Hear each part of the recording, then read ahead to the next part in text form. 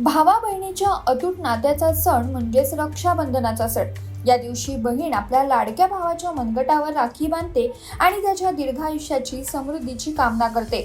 बाजारात विविध ट्रेंडी राख्या आल्या आहेत। यावर्षी तर चांदीच्या राख्यांच्या खरेदीला अधिक पसंती मिळते। पण भावाच्या उज्ज्वल भविष्यासाठी आणि निरोगी आरोग्यासाठी सोने, चांदी की रेशीम धाग्याच्या हातावर राखी बांधणं शुभ असतं, जी भावाला रगी ठरेल। जाणून घेऊयात। रेशमी धागा हा पवित्रता, कोमलता आणि प्रेमाचं प्रतीक असतो।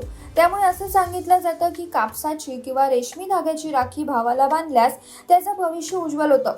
चांदीची राखी बांधणे देखील शुभ मानलं जातं। ज्योतिषशास्त्रानुसार जर तुमच्या भावाच्या कुंडलीत चंद्रदोष असेल तर तुम्ही त्याला चांदीची राखी बांधणं फायद्याचं ठरेल।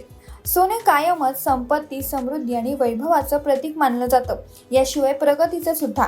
त्यामुळे असं सर्व असलं तरी राखीची भावना ही महत्त्वाची असते। राखी कोणत्या धाग्याची बांधली यापेक्षा ती कोणत्या भावनेने बांधली आहे हे महत्त्वाचं।